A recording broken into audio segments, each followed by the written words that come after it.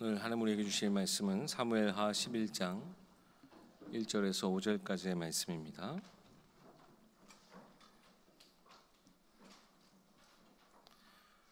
구약 성경 사무엘하 11장 1절에서 5절까지의 말씀입니다. 봉독하겠습니다. 그 해가 돌아와 왕들이 출전할 때가 되매 다윗이 요압과 그에게 있는 그의 부하들과 온 이스라엘 군대를 보내니 그들이 암몬 자손을 멸하고 랍바를 에워쌌고 다윗은 예루살렘에 그대로 있더라. 저녁 때에 다윗이 그의 침상에서 일어나 왕궁 옥상에서 거닐다가 그곳에서 보니 한 여인이 목욕을 하는데 심히 아름다워 보이는지라. 다윗이 그 사람을 보내 그 여인을 알아보게 하였더니 그가 아뢰되 그는 엘리암의 딸이요 햇사람 우리아의 아내 밧세바가 아니니까 하니 다윗이 전령을 보내어 그 여자를 자기에게로 데려오게 하고 그 여자가 그 부정함을 깨끗하게 하였으므로 더불어 동침하매 그 여자가 자기 집으로 돌아가니라. 그 여인이 임신함에 사람을 보내 다윗에게 말하여 이르되 내가 임신하였나이다 하니라. 아멘. 박성진 목사님 나오셔서 다윗의 범죄 우리에게 주시는 메시지라는 제목으로 말씀 전해 주시겠습니다.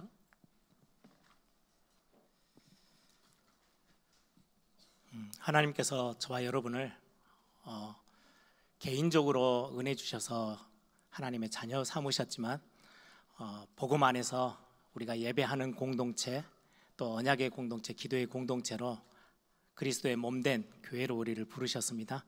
우리가 옆에 있는 모든 성도들을 그래서 귀하게 여기고 우리가 사랑하고 축복하며 사는 거죠. 우리 옆에 있는 분들 우리의 마음에 담아서 그렇게 고백하셨으면 좋겠어요. 사랑하고 축복합니다. 우리 한 번 더 고백하십시다. 하나님께서 당신을 위해서 오늘 새 은혜를 준비하셨습니다. 오늘 이제 본문이 사무엘하 11장인데요. 제가 어제 이제 토요일 날 마무리 이렇게 정리를 하고 있는데 저희 아이들이 저한테 그래요. 아빠 지난주 본문이 되게 설교하기 어렵다고 하던데 이번 주에 훨씬 더 어렵네. 뭐 그렇게 이야기를 해요. 그래서 제가 그런 이야기를 했어요. 아빠가 굉장히 선하고 굉장히 바르고 경건하면 이 본문을 가지고 설교하기가 참 조금은 더 쉬울 건데 아빠는 그런 모습이 전혀 아니어서 설교하기가 되게 어려워. 이렇게 제가 이야기를 했습니다.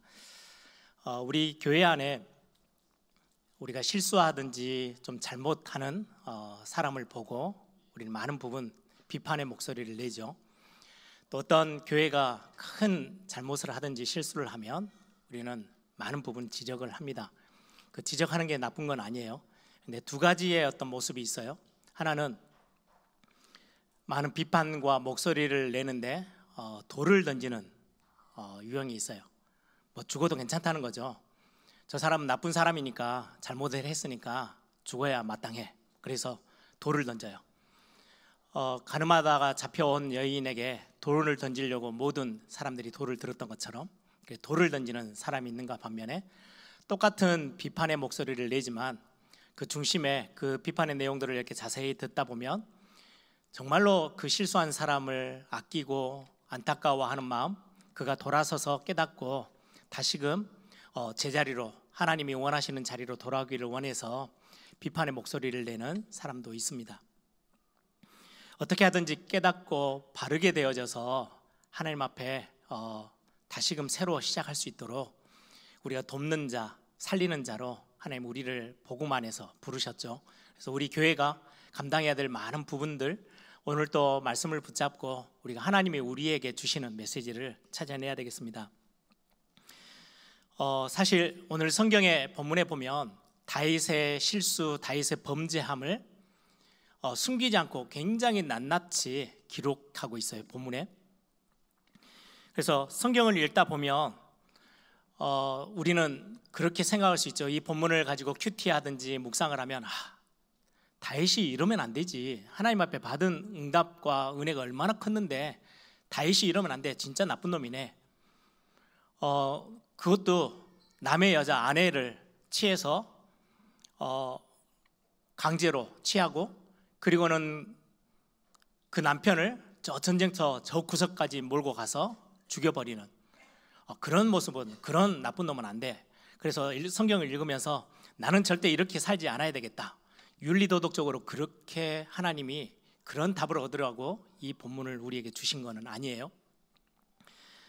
사실 성경에서는 굉장히 분명하게 말씀을 하고 있어요. 다윗과 같은 범죄를 저지르는 사람, 아니면 그냥 여자를 보고 이상한 생각을 하는 사람, 같은 죄인이야 라고 성경은 말씀해요. 저거는 조금 더 큰 죄고 이거는 작은 죄고, 그 말이 아니고요. 똑같이 동일한 선상에서 성경은 보고 있어요. 예수님이 말씀하죠. 여자를 보고 이상한 음욕을 품는 자는 똑같은 다윗이 범죄했던 그 범죄와 똑같은 죄를 지은 거래요. 성경은 굉장히 클리어하고 분명하게 말씀하고 있어요. 그래서 우리가 본문을 읽으면서 다윗은 나쁜 놈이야, 나는 그렇게 살지 않아야지, 이런 부분들을 성경은 우리에게 지금 설명하고 있는 게 아니고요. 하나님의 자녀된 저와 여러분에게 굉장히 분명한 메시지를 던지고 있어요.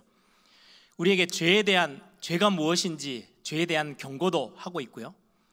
죄에 빠지면 어떻게 되는지, 그리고 빨리 죄에서 벗어나서 다시금 무너지지 않고 죄의 올무로 잡혀있지 않도록 우리에게 굉장히 중요한 메시지를 주는 반면에, 오늘 이 본문을 통해서는 우리에게 굉장히 중요한 하나님이 우리에게 주시는 메시지가 있어요. 그래서 제가 오늘 본문을 다윗의 범죄, 그리고 우리에게 주시는 메시지, 오늘 우리 본문을 통해서 이 부분들을 확인하고 우리가 다시 한번 말씀 속에서 중요한 하나님의 메시지를 우리가 붙잡기를 바랍니다. 오늘 본문을 보시면 이전과는 좀 달라져 있는 다윗의 모습을 우리는 확인할 수 있어요. 1절을 한번 보세요. 그 해가 돌아와 왕들이 출전할 때가 되매. 이 본문을 많은 성경의 학자들이 해석을 합니다. 첫 번째 해석은 이제 그때 당시 벌써 한 3,000년 전이잖아요. 그때의 전쟁은 지금과 같은 전쟁이 아니고, 전쟁을 해서 이제 어떻게 성을 정복하기 위해서 둘러싸기도 하고 성을 지키기 위해서 그 안에서 버티기도 하고, 그러던 아니면은 바깥으로 전부 다 이렇게 군대들을 이끌고 나와서 골리앗과 싸우듯이 그렇게 싸우기도 하고, 그런 싸움이 있다가 이제 추운 겨울이 닥치면 잠깐 우리 쉬었다, 날씨 좀 따뜻해지면 다시 싸우러 올게, 그래가지고 헤어지는 거예요, 실제로. 그래서 이제 전쟁을 좀 잠깐 멈추는 거예요. 지금 이 전쟁의 흐름은 지금 그 전에 있었던 10장 또 9장과 계속 연결이 되어져요. 암몬이라는 족속과 지금 싸움을 붙었어요. 암몬의 원래는 그 아버지 왕의 나하스의 죽음에 조문객을 보냈는데, 그걸 굉장히 모욕적인 행동을 그 아들 한운이 하죠. 그 때문에 이제 전쟁이 시작되어져요.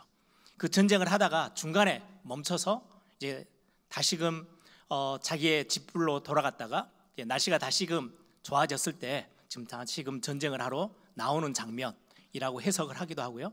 또 하나의 해석은 지금 오늘 본문에 보면은 그 해가 돌아와 이제 새로운 해가 되어져서 이제는 많은 왕들, 특히 패권주의, 굉장히 권력이 강한 큰 왕들이 이제는 자기 손안에 있는 나라들을 하나씩 다시금 점검하기도 하고, 해외 원정으로 나가서 다른 나라들을 이제 또다시 빼앗기 위해서 전쟁으로 출발하는 그런 시점. 그랬을 때 다윗을 두 번째 눈으로 보면 충분히 이해가 되어지는 거예요. 다윗은 지금 어떠해요?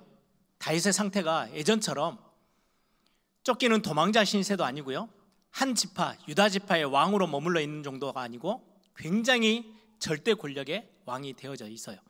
한번 다윗의 인생을 한번 전체를 한번 보면, 지금 11장의 이 본문에 있는 때에 다윗의 나이는 한 50대 초반, 그 정도쯤 된다고 많은 학자들이 이야기를 합니다. 다윗 인생 전체를 보면 청소년기 10대 때 사무엘 선지자가 와가지고 왕으로 기름 부어 세워요. 저 바깥에서 목동으로 양치고 있던 사람을 불려와서 기름 부어 왕으로 세워요. 그게 10대 때예요. 그리고는 한 18, 19쯤 되어졌을 때 골리앗 앞에서 나가서 믿음을 고백하며 싸워서 승리하게 돼요. 그리고는 20대 전체는 거의 10년 넘게 다윗의 20대는 거의 도망자 시절을 보내요. 이리저리 쫓겨 도망다니고 죽음의 위기 속에 있고, 어떨 때는 도저히 힘들어서 버틸 데가 없으니까 자기들의 평생의 적이었던 블레셋에 가서 도움을 요청해 보기도 하고, 이런저런 많은 곳에 숨어 지내면서 살았던 때가 20대 전체예요. 그리고는 30세가 되어졌을 때에 이제 한 지파, 어릴 때 기름 부어 세움 받았던 그게 이제 겨우 하나의 어떤 실마리가 열려서 유다 지파의 왕으로 세워지게 됩니다. 30살 때. 그리고는 이제 한 7년 6개월이라고 성경은 기록하고 있으니까 한 38쯤 되어졌을 때 이제 명실공히 이스라엘이라는 나라 12지파의 왕이 되어져요. 그리고는 그때부터는 이제 본격적으로 주변의 나라들과 함께 싸움을 하기 시작하죠. 블레셋과 싸우고 모압과도 싸우고 저 위에 있는 암몬과도 싸우고 아말렉과도 싸우고 여러 나라들과 전쟁을 해 나가면서 영토를 하나씩 하나씩 확정하고 그 나라들을 무릎 꿇게 만들었어요. 그렇게 지나온 세월이 38 되어졌을 때 이스라엘의 왕이 되어지고 난 뒤로부터 계속해서 전쟁을 해왔어요. 사실 이스라엘 백성들이 사사시대가 지나오면서 하나님 앞에 요구했던 게, 사무엘에게 요구했던 게 그거예요. 다른 주변에 있는 모든 나라들은 왕이 있어서 전쟁이 시작되어지면 왕이 가장 앞장서서 군대를 이끌고 가서 싸움을 하는 거예요. 우리도 그런 왕이 우리에게 좀 있었으면 좋겠어. 하나님 말고, 눈에 안 보이는 것 말고 진짜 왕. 그래서 구했던 왕이 사울 왕이었고, 두 번째 왕이 다윗 왕이에요. 그래서 다윗이 어느 곳에 가든지 성경은 뭐라고 말씀하고 있냐니까요, 다윗이 어디로 가든지 여호와께서 그를 이기게 하셨더라.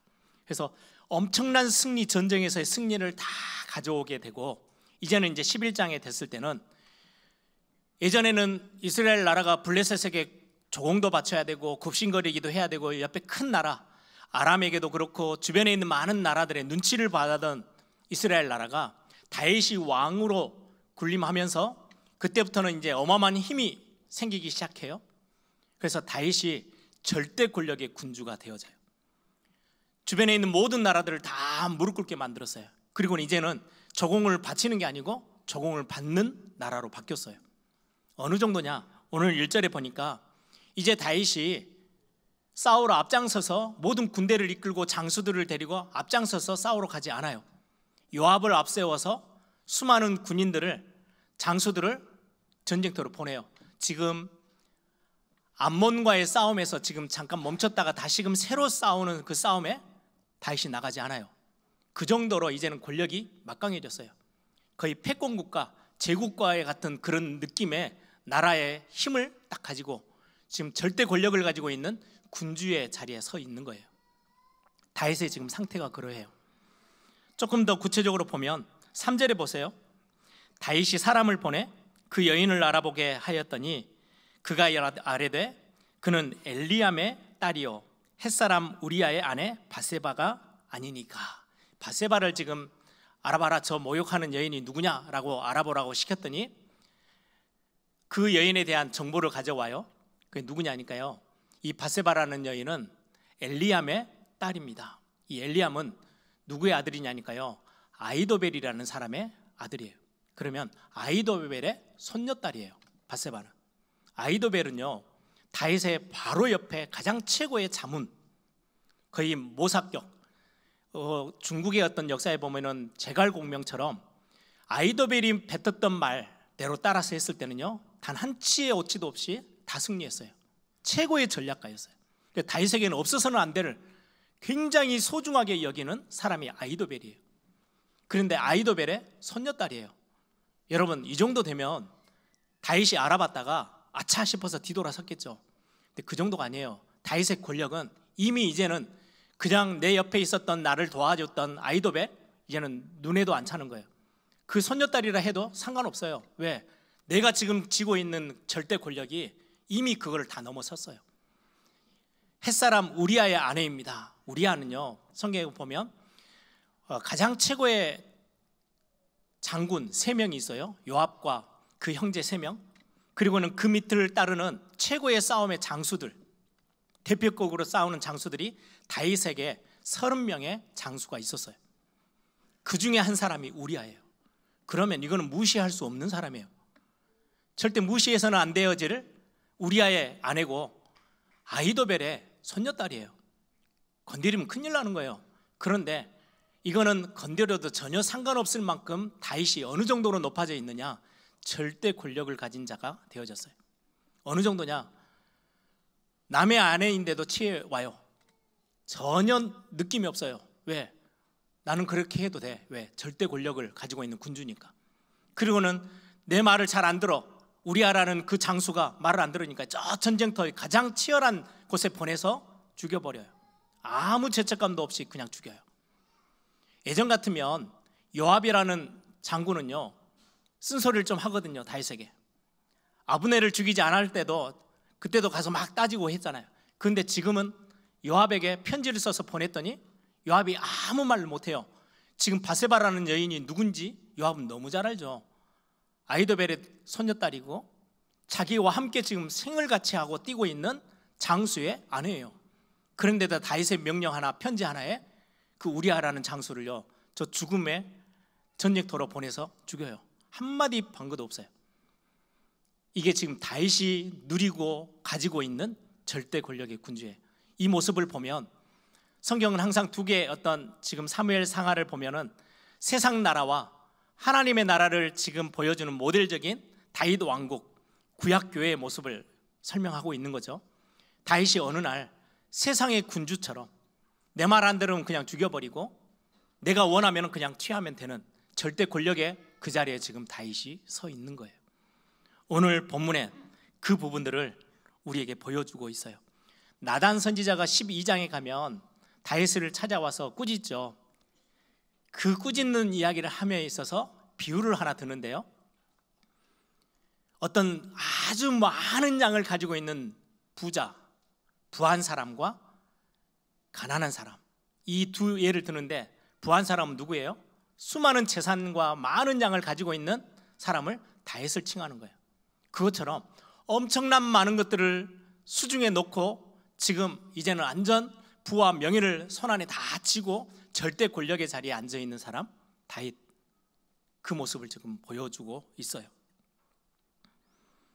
이런 어떤 상황에 다윗의 영적인 상태는 어떠합니까? 그냥 성경에 보니까 다윗이 어쩌다 보니까 일탈에 잠깐 실수를 해서 지금 이야기를 하는 게 아니에요. 절대 권력의 군주의 자리에 섰어요. 그리고 모든 걸 다 취해요. 더 이상 아쉬운 게 하나도 없어요. 너무나도 많은 것들이 넉넉하고 여유로워요. 이제는 전쟁을 자기가 직접 싸우러 나가지 않아도 돼요. 다급할 이유가 없어요. 이제는 아주 힘 있는 장수들을 자기 밑에 다 뒀어요. 아쉬울 게 하나도 없고 너무나도 많은 것들을 치고 있어요. 부와 명예와 번영을 손에 딱 쥐고 있는 거예요. 이때 다윗의 영적인 상태는요, 성경은 지금 이거를 고발하는 거예요. 더 이상 하나님의 은혜가 필요 없는 상태가 되어졌어요. 언젠가는 그 10년 동안 쫓겨다닐 때는 하나님, 나의 매일매일의 삶이 하나님의 은혜가 아니면 절대로 안 됩니다 라고 하나님 앞에 매 순간순간마다 엎드리고 또 엎드려서 간절히 하나님의 은혜를 사모하고 하나님을 의지하고, 하나님만이 여호와가 아니면 난 절대로 의지하지 않겠습니다, 여호와만 나의 의지가 되십니다, 이렇게 고백했던 다윗이었어요. 그런데 이제는 그게 온데간데 없어졌어요. 절대 권력자의 자리에 서서 이제는 아쉬울 것도 없고 하나님 앞에 막 뭔가 간절히 사모하며 은혜를 구할 이유가 없어졌어요. 굳이 내가 오늘 이렇게 나의 모든 것들을 내가 다 소유하고 내가 다 품게 되어졌는데? 라고 지금 다윗의 모습을, 다윗의 영적 상태를 성경은 그려 보여주고 있어요. 조금 더 구체적으로 예를 들어볼까요? 성경이 고발하고 있는 다윗의 지금 영적 상태, 바로 뒷장에 있는 사무엘하 12장 9절에 보시면 나단 선지자를 통해서 하나님이 직접 다윗에게 하시는 말씀이에요. 어찌하여 너가 여호와의 말씀을 업신여기고, 여호와의 말씀을 업신여겼대요. 다윗이 내가 보기에 악을 행하였느냐? 하나님이 보시기에 악을 행했는데 왜 악을 행하게 됐냐? 왜 범죄하게 됐냐? 하나님의 말씀, 하나님을 업신여겼대요. 여러분, 업신여겼다는 단어는요, 그냥 단순히 한번 무시하고 말, 이게 아니에요. 내 옆에 분명히 있어요. 그런데 본척만 척해요. 집에 아버지가 있는데 어른이 계시잖아요. 그런데 아이들 안에 다 할 것 없이 아버지는 전혀 없는 것처럼 자기들끼리 이야기하고 자기들끼리 먹고 싶은 거 먹고 단 한 번도 아버지에 대해서 신경을 안 써요. 그걸 보고 업신여긴다 그래요. 하나님을 업신여기는 상태가 되어버렸어요. 어느 날 다윗은 하나님의 말씀이 주어질 때마다 벌벌벌 떨면서 그 말씀을 붙잡고 정말 귀하게 여기면서 그 말씀 순종하는 자리로 나아갔던 다윗이었는데 어느 날 아주 부해졌어요. 여유로워졌어요. 힘도 생겼어요. 절대 권력의 자리에 섰어요. 예전처럼 막 억지로 가서 막 힘들게 싸우지 않아도 돼요. 많은 것들을 하나님에게 받은 것들이 너무 많아요. 그런데 어느 날 이 받은 게 익숙해지기 시작하고 어느 날 하나님의 은혜가 절대적으로 필요한 자리에 있지 않아요. 이제는 그냥 아쉬울 게 별로 없어요. 이게 다윗의 아주 구체적인 영적인 상태라고 성경은 말씀해요. 모든 게 다 익숙해졌어요. 전쟁하러 다 부하 병사들이 다 전쟁하러 나갔을 때 안식일이 됐으면 예배하러도 갔겠죠. 기도하러도 갔겠죠. 하나같이 하나님이 보실 때는 뭐라고 말을 하고 있냐? 다윗의 그 모습을 보고 하나님을 업신여겼다라고 말해요. 다윗의 이게 범죄함으로 갈 수밖에 없었던 영적 상태의 모습이에요. 우리는 어떠합니까? 저는 이 본문을 말씀을 정리하면서 어떤 죄를 지었는가 그걸 막 뒤집어보고 세밀하게 뒤져보고 이렇게 따져보고 이게 아니고요. 다윗의 영적 상태가 우리가 너무나도 우리도 똑같은 오류에 빠질 때가 참 많은 모습.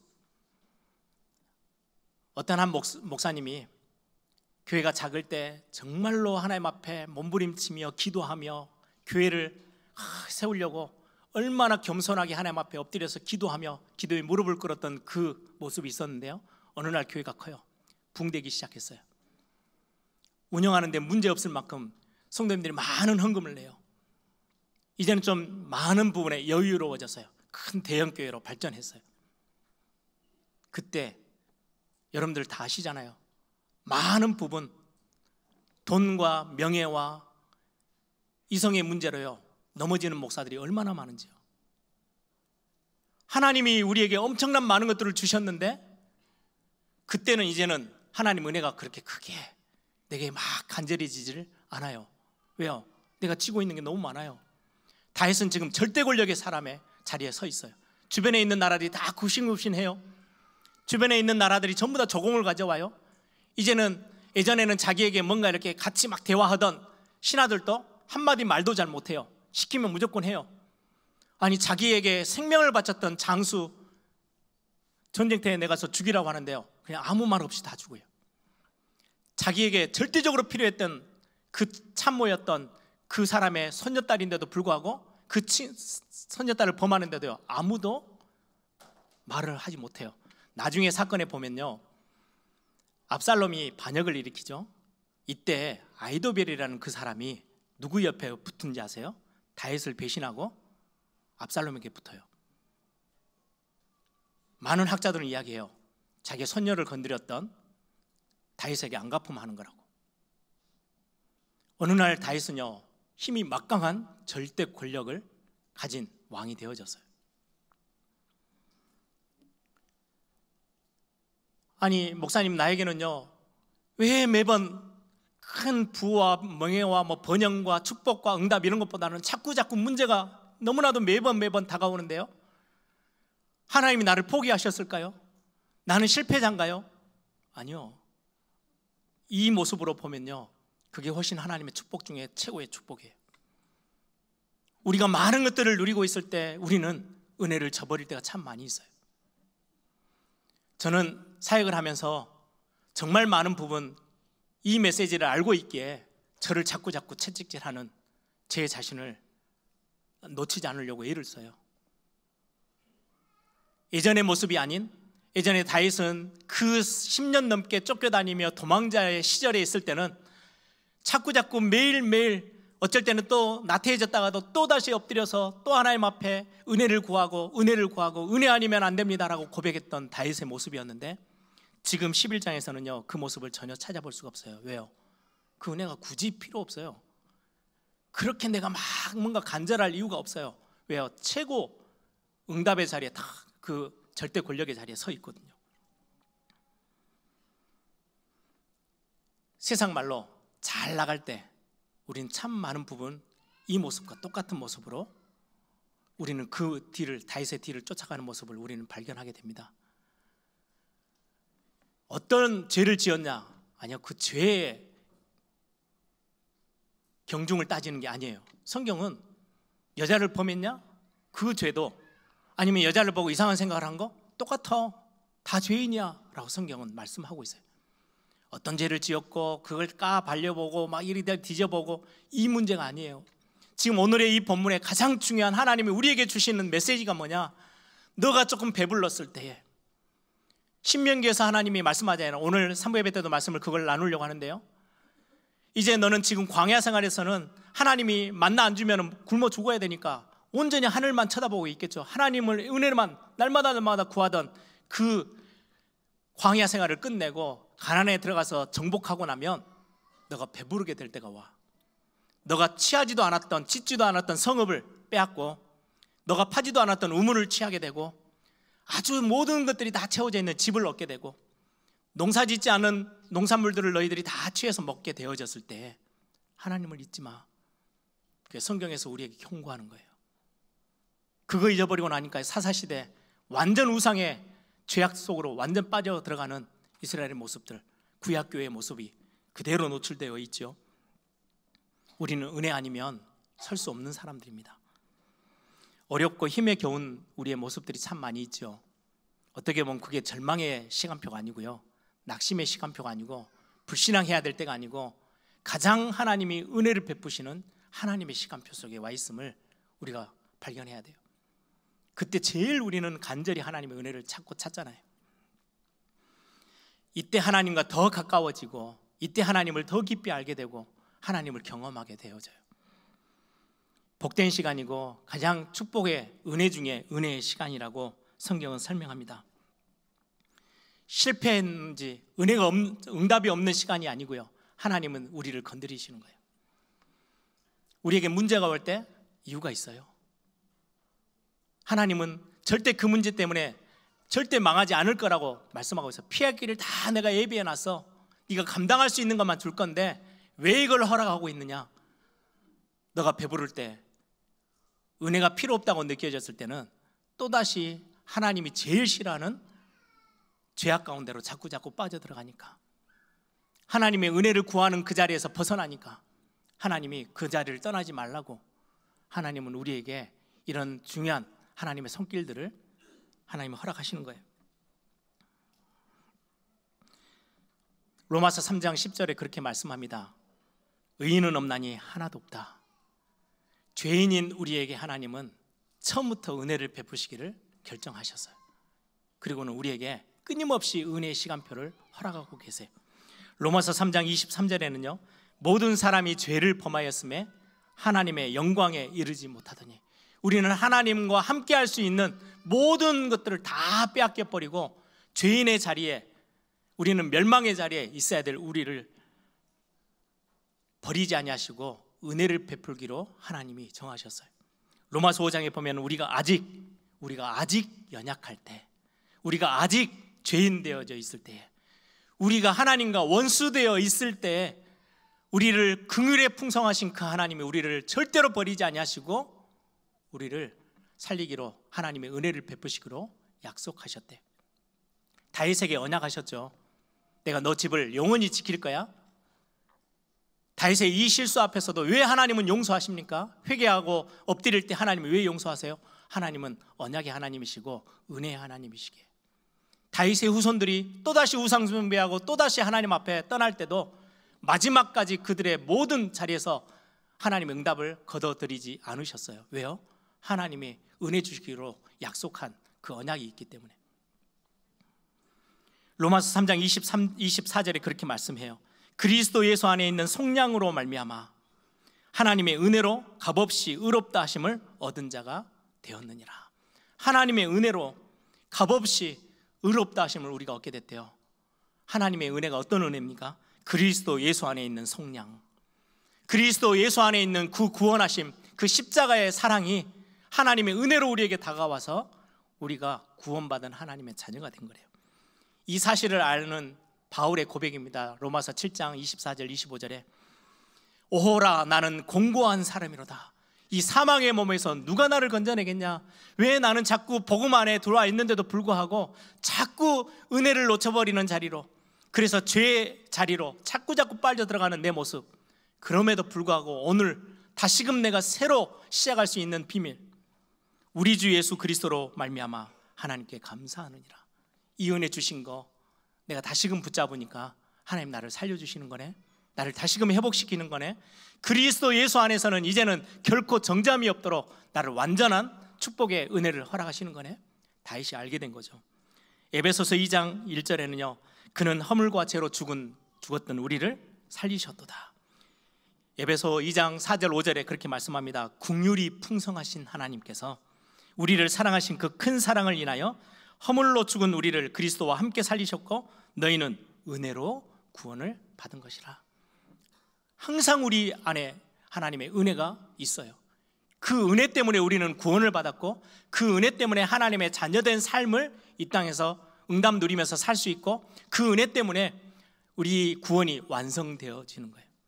구원의 시작도, 구원의 진행도, 구원의 완성도 하나님의 은혜로만 되어지는 거예요. 그래서 우리는 다윗을 보면서요, 야, 이렇게 훌륭하게 살면 하나님 앞에 크게 응답받구나. 아니요, 다윗에게 집중하면 집중할수록 우리는 실망감이 커져가요. 그래서 뭘 바라보라고요?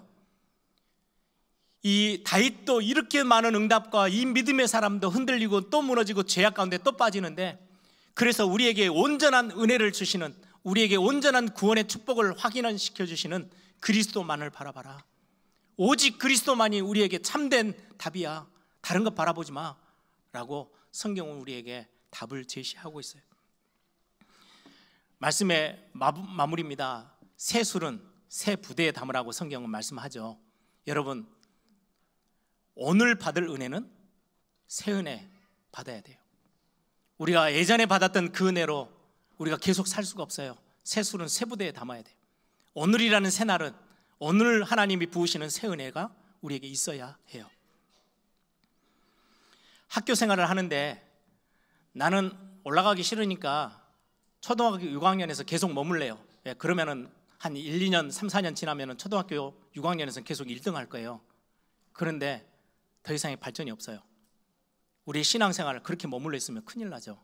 새 술은 새 부대, 새 은혜가 우리에게 날마다 필요해요.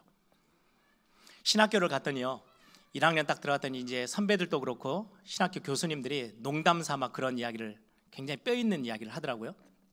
신학교 막 들어오면 1학년 되면 목사 돼요.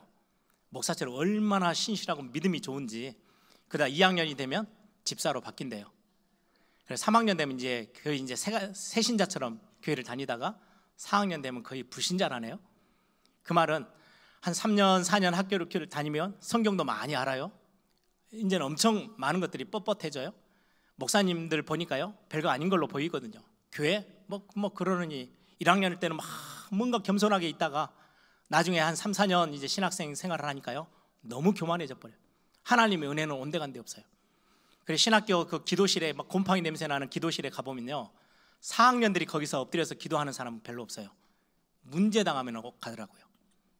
문제 생기면 기어 들어가요. 거기에 가서 기도해요. 1, 2학년들이 거기 가서 막 소리 내면서 쥐야 하면서 기도하지, 3, 4학년 되면요 안 가요. 왜요? 다윗처럼 절대 권력의 자리에 서면, 내가 배가 부르면, 많은 것들이 채워지면, 은혜가 그렇게 굳이 내가 그렇게 사모하면서 간절히 막 매달릴 이유가 있나? 예, 그때 죄악 가운데 빠지는 거예요. 죄가 덮쳐오는 거죠. 전도사 때는 못 모르니까요, 얼마나 막 두렵고 떨림으로 교회에서 막 심부름합니까? 여기 뛰어다니고 저기 뛰어다니고. 그러다가 시간이 지나서 목사가 되고 저처럼 담임 목사가 되면요, 많은 것을 잃어버려요. 저는 이 오늘 메시지를 준비하면서요, 얼마나 많이 하나님 앞에 눈물을 흘렸는지 몰라요. 다시금 나를 하나님 앞에 세우게 되더라고요. 목사가 되니까, 그것도 담임 목사가 되니까 많은 것들을 내가 직접 하지 않고 뭔가 다 이렇게 되어줘요. 그러면 하나님 성경은 오늘 우리에게 경고하고 있는 거예요. 그때 하나님의 은혜를 놓치지 마. 은혜 아니면 너는 절대 설 수 없다는 것들을 배부를 때 놓치지 마. 배부를 때도 하나님의 은혜가 필요합니다라고 나오면 더 큰 것들로 하나님이 채우시겠죠. 왜요? 그릇이 준비되어 있으니까. 우리는 교회 처음 왔을 때는 못 모르고 얼마나 교회 안에 오면 막 바르게 가려고 몸부림칩니까? 10년, 20년 지나면서 중직자가 되어져요. 그때 받아야 될 새 은혜가 따로 준비되어 있어요. 반드시 그때 받을 은혜를 받아야 해요. 옛날 꼴을 때울 수가 없어요. 우리의 나이에 따라서도, 우리의 시간에 따라서도 다르죠. 우리가 청년회 때, 대학 청년 때 얼마나 뜨겁게 막 신앙생활, 내가 세계복음 할 거야, 내 모든 전 삶을 들여서 하나님 앞에 하나님의 영광을 위해서 살아야지. 결혼 딱 막상 하면요, 애 낳으면요, 그건 온데간데 없어져 버려요. 현실이 얼마나 큰지요. 그러다가 이제 다 손을 놓고 더 이상 손에 쥘 게 없어졌을 때, 노년이 되어지면 그래서야 교회 와서 기도하러 엎드리는 거예요. 얼마나 어리석어요. 우리가 팬데믹이 시작되기 전에 우리는 참 많은 신앙생활을 많이 누렸잖아요. 그러다 팬데믹이 딱 오니까 예배하러 오는 그 한 시간이 얼마나 귀하고, 성도들끼리 모여서 교제하고 같이 포럼하고 식사하는 그 자리가 얼마나 소중한지를 알게 됐어요. 그래서 우리 많은 예배, 말씀 운동하는 거, 모임하는 거 막 회복하려고 얼마나 마음을 하나님 앞에 드렸는지 몰라요. 근데 팬데믹이 끝나고 시간이 조금 가면 우리가 더 새 은혜를 구하고 더 하나님 앞에 은혜 속으로 들어가야 되는데 우리는 또다시 느슨해져요. 하나님은 오늘 우리에게 우리의 영적 상태를 다시 한번 확인하기를 소망하시는 겁니다. 예수님을 믿는 우리가 하나님의 은혜 아래 흠뻑 적셔져 있으면 우리의 삶이요, 참 하나님이 보실 때도 그렇지만 내가 봐도 참 괜찮은 삶을 살아가요. 참 괜찮구나, 이 정도면 괜찮은 사람이야. 근데 은혜를 놓치고 은혜 받지 못하면 원래 내 모습으로 딱 돌아가요. 진짜로 형편없는 모습. 하나님의 은혜와 단절되어지면 완전 내 속 사람이 다 튀어나와요. 그래서 진짜 죄와 너무 가깝게 가는 우리의 모습을 발견하게 돼요. 제 자신을 보면서도 말씀을 정리하면서 그렇게 적어봤어요. 목사라고 하는 사람이 하나님의 은혜를 깊이 받으면 참 괜찮은 목사처럼 보여질 때가 있어요. 다윗에게 하나님이 말씀하셨던 내 마음에 합한 자라, 그런 어떤 자리에 딱 내가 하나님 앞에서 참 하나님 앞에 귀하게 쓰임받고 있구나, 이럴 때가 참 있어요. 그런데 목사라 할지라도 은혜를 받지 못하면 제 가운데로 자꾸 빠져 들어가는 거예요. 수준 낮은 생각, 형편없는 삶의 모습. 여러분들은 제 옆에서 가까이 안 보니까, 가까이 있는 사람들은 은혜 받는 모습인지 은혜를 놓쳤는지 금방 알게 돼요. 그래서 여러분, 우리 목사님 좀 괜찮은데? 그럴 때는요, 은혜를 받고 있는 거예요. 그 사람, 그 목사님의 모습이 훌륭하고 인격적이고 대단해서가 아니고 은혜의 힘이에요. 그렇게 보이지 않을 때 그거는 목사님을 위해서 진짜 기도해 주셔야 할 거예요. 여러분, 그래서 은혜를 전혀 받지 못하고 그냥 자연 그대로의 목사를 여러분들이 믿었다가 큰 낭패를 본 경험이 없습니까? 너무 많잖아요. 상처 입고 그 때문에 너무나도 많은 아픔을 가지고 있는 성도들이 참 많아요. 목사의 인격이 훌륭하면 크게 쓰임 받느냐? 아니에요. 은혜 아니면 단 한 사람도 하나님 앞에 설 수가 없어요. 그래서 우리는 하나님의 은혜가 필요한 거예요. 말씀을 정리합니다. 하나님의 은혜를 구할 때 우리의 모습은 죄를 버리고 죄에서 떠나고 죄에서 돌아서서 하나님의 은혜를 구하는 거예요. 하나님의 은혜가 아니면 안 되어집니다. 하나님의 은혜 아니면 나는 스스로 설 수가 없습니다. 여러분들이 부해졌을 때, 많은 응답 속에 있을 때, 여러분들이 어렵고 힘들 때 상관없어요. 오늘 나는 하나님의 새 은혜가 오늘 하루 나에게 주어지는 은혜가 필요합니다. 은혜 아니면 나는 설 수가 없어요. 하나님, 오늘 나에게 은혜를 부어 주옵소서.